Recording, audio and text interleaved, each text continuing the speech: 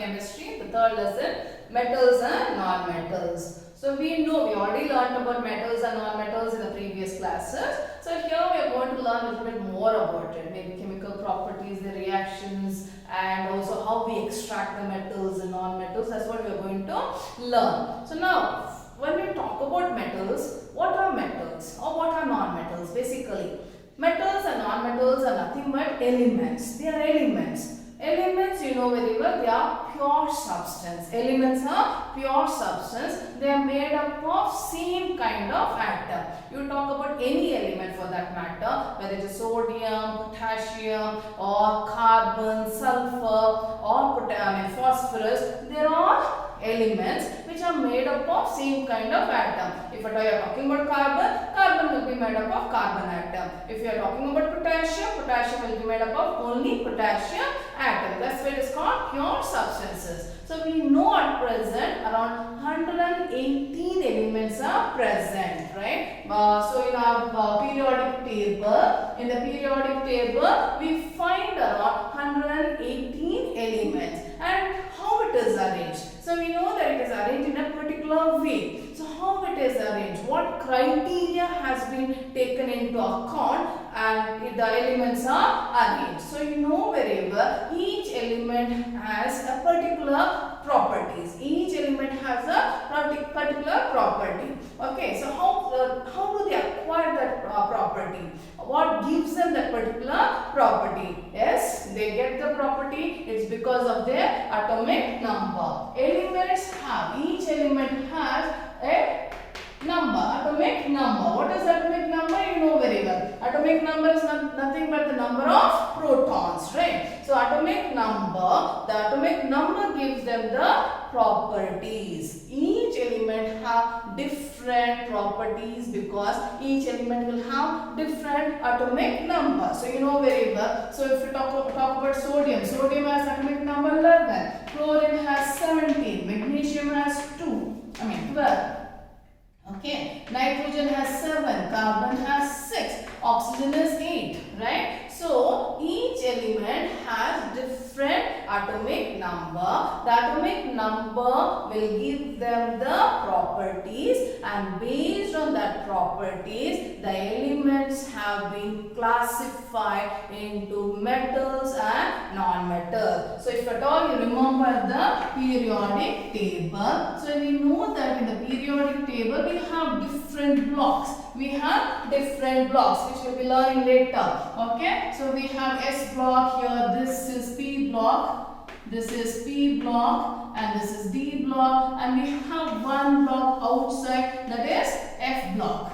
Okay, so the elements have been classified based on their properties, based on the atomic number, or we can say electronic configuration. Based on the electronic configuration, the elements have been classified into metals and non-metal. And here when we look at the periodic table, mostly the elements are metallic. They are all metals. The S block elements are all metals, and D block elements are metals. F block elements are metals. Only in P block we find the non-metals. So let us see the property, or what makes a metal and a non-metal. Okay, say for example, let us take sodium.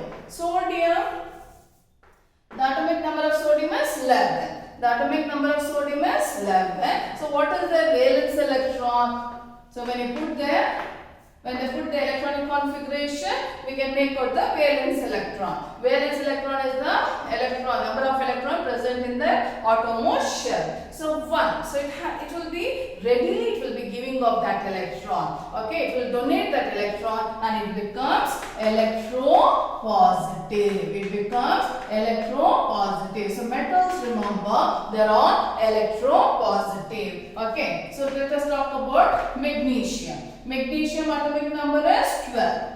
So 282. Valence electron is 2. So readily it will give off the 2 electron and it becomes electropositive, and it forms the metal. Then next is when we talk about aluminium. Aluminium is 13. 283.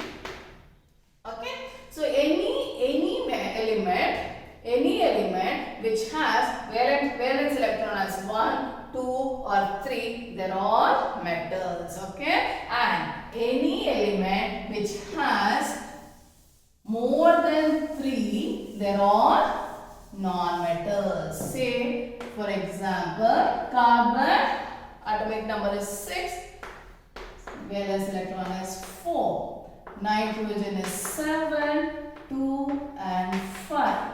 Oxygen is 8, 2 and 6. So what do we see? What do we observe here is that the valence electron is more than 3. So they can't give up that many electrons. Okay, we'll be learning that in the next coming chapters. Okay, so any element which has more, valence electron is more than 1, 2 or 3, they are all non-metals. So let us learn the physical and chemical properties of metals. And we are using, so let us learn about the metals. We are using metals from a very long time. It is not new to us. Usage of metals is not new to us. Right from the thousands of years ago, we are using the metals for various purposes. Maybe as decorative purposes like ornaments, or we are using as cooking utensils, or we are using as currency, okay, the coins, everything. So metals we have been using for a very long time. And there are some metals which are used for like defense equipment. So when let us talk about the defense equipment, there are some metals which can withstand the wear and tear. They don't get corroded easily, and they are light in weight. They are used for making defense equipment, and those elements or those metals are called strategic metals. You know, these metals are very light. They are very light. They can withstand wear and tear. They can be left out in the air for a very long period of time. They don't get corroded. As these metals have these properties, that's why they are used for making defense equipments. Okay. So they are called strategic metals. And when we talk about expensive metal, which is expensive metal according to you? Yes, you may say platinum is the expensive metal. No, there is one more metal which is expensive now. Modern time, the most expensive metal is uranium. Why uranium? Because you know very well, uranium is a radioactive element, right? It's a metal. It's a radioactive metal, and this element is used for generating the nuclear power. So making obtaining nuclear energy. So they are using uranium. It is also used for making nuclear weapons. So uranium is the most expensive metal at this particular time, that is modern day. Okay, so let us see the physical properties of metals. So let us learn the physical properties of metals. So once you learn the physical properties of metal, you can tell me the physical properties of non-metals. Okay, it will be opposite of the properties of metal. So let us see the physical properties of metal. So when we talk about metal, the first property what comes to our mind is almost all the metals are solid. They are solid. Metals are solids.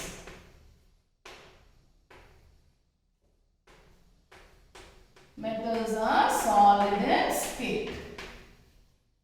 So we talk about copper, lead, iron, gold, silver, platinum, okay, sodium, potassium, all the metals are solid. Is there an exception for this?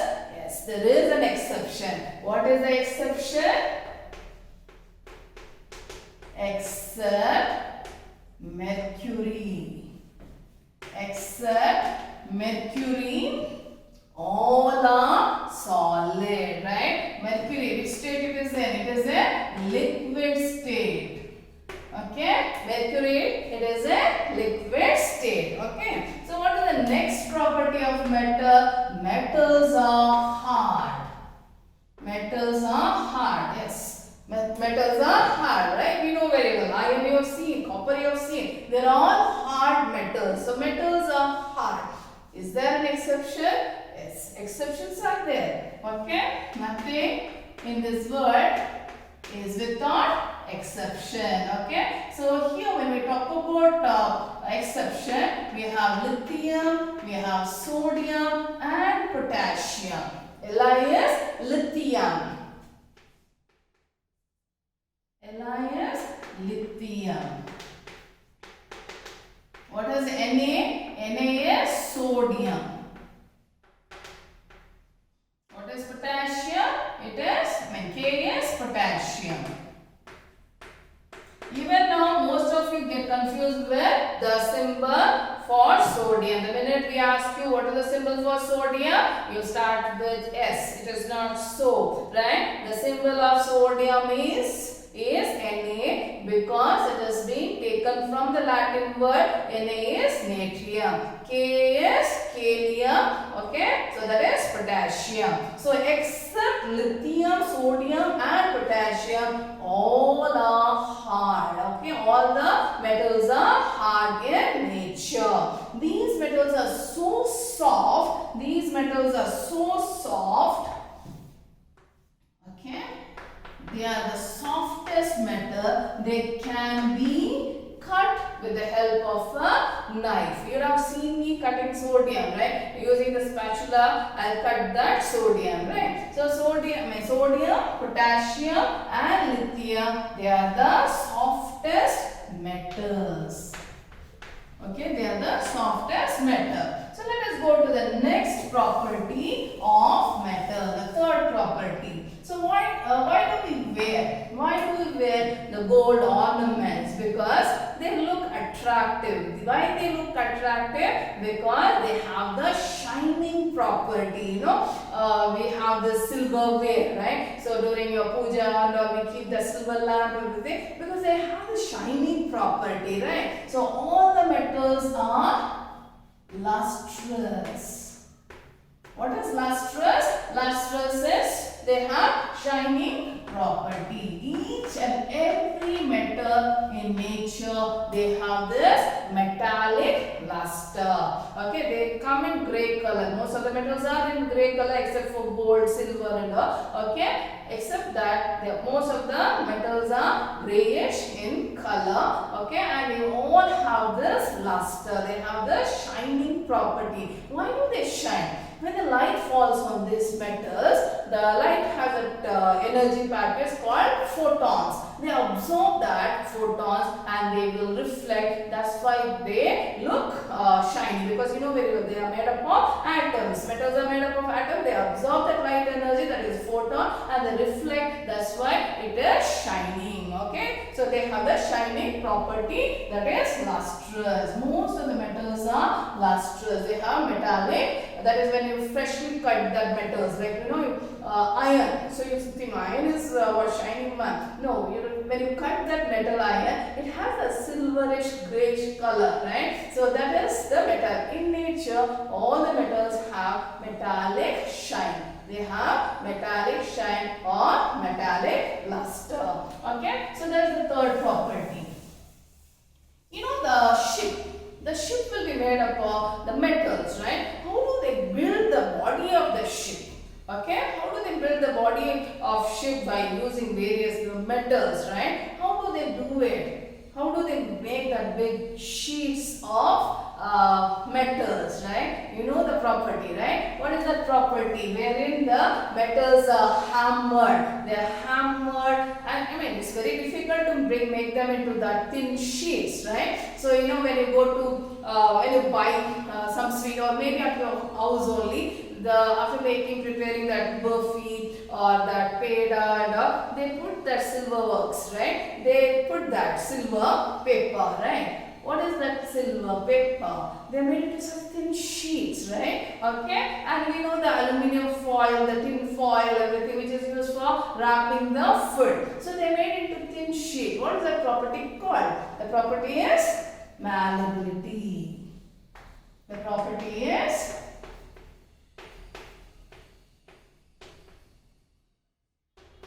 malleability, right? So you know that. What is malleability? It is a property of metals. The property of metals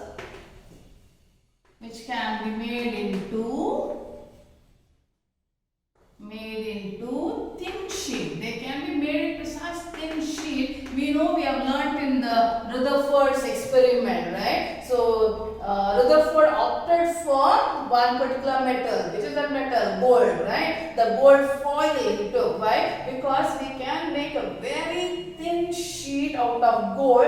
Almost we can make it into transparent sheet. So they have this property where the metals can be made into thin sheet. That property is called malleability. What is the next property? We know very well. We have like the string instrument, right? Whether it is guitar or veena, right? They have a violin. They have the strings, right? The strings are made out of what? From the metals only, right? So the metals can be made into thin wires. The electricity passes through the what? The copper wire, right? So metals can be drawn into thin wire. These two properties really helps a lot in various purposes. Okay, so ductility. What is ductility? It is a property of metals which can be made into or drawn into thin wire. Property of metal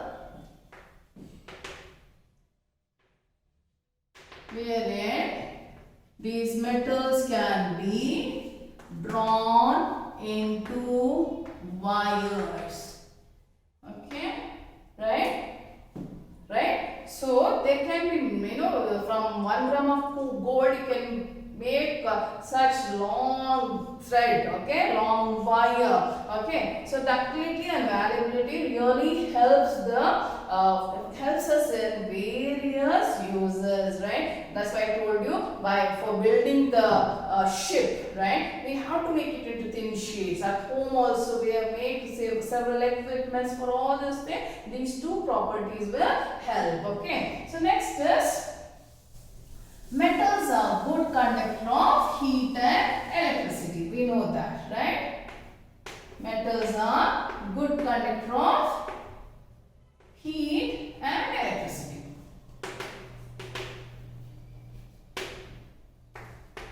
Good conductor of electricity. That's why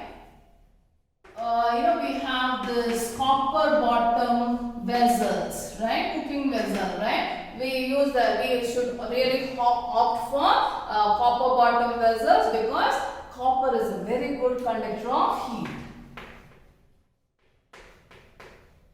Okay, almost all the metals are very good conductor of heat. That's why cooking utensils are made out of metals only. Out of that, copper is the best conductor of heat. We can also have copper and silver also. Anyway, good conductor of electricity. So when you talk about good conductor of electricity, silver and copper. Silver and copper are the best conductor of electricity. We don't use silver in the wire. Okay, we know very well what will happen if you put silver wires for conducting electricity. You won't find silver, right? Next day it will not be there. Anyway, copper, we use copper for conducting electricity. It's a very good conductor of electricity. Any other property is there? Yes. Metals are sonorous. What is sonorous? They produce the ringing sound. Right? When you drop iron nail, it makes that ringing sound, right? The bells in the temples, church, why it is made up of metals? Because it will produce the ringing sound. Okay? So metals are sonorous. Then they have high melting point and boiling point. They have high melting and boiling point. Exception is there. Okay, right? So exception is there, right? What is the exception here? When you talk about gallium and cesium,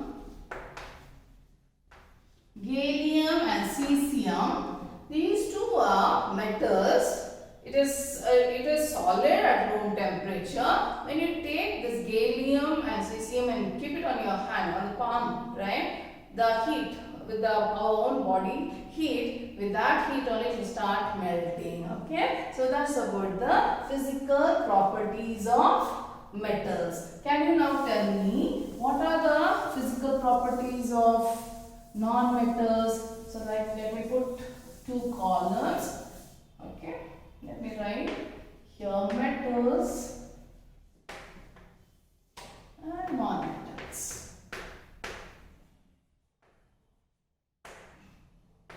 Metals and non-metals. So we are talking about the physical properties of metals and non-metals. So metals are solids. Generally all the metals are solid in nature, exception we know. Mercury is the exception. Coming to non-metals, they are present in all the three states. They are present in solid state, liquid state as well as gaseous state.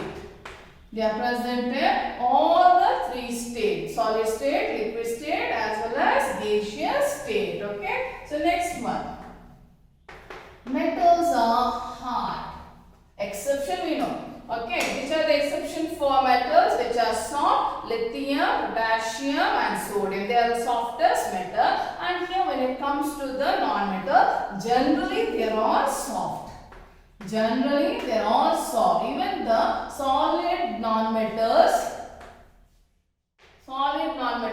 they are not hard. Okay, we have exception, right? When we talk about carbon exists in different form. We say allotropes, right? We say allotropes of carbon. One of the allotrope of carbon, diamond. Diamond is the hardest substance to be found in the nature, in our nature. So it is talking about carbon, the allotrophic forms of carbon. Okay, next. So they are not sonorous. Non-metals are not sonorous. They don't produce any ringing sound. Okay, and they are all good conductor of electricity, good conductor of heat and electricity. We know very well. Metals are good conductor of heat and electricicity. Non-metals are bad conductor of electricity. That's why the copper wire will be insulated by that plastic wire, right? The insulator, right? So the PVC pipe coating is given because it's a non-metal. Okay. So, and it's a bad conductor of heat and electricity.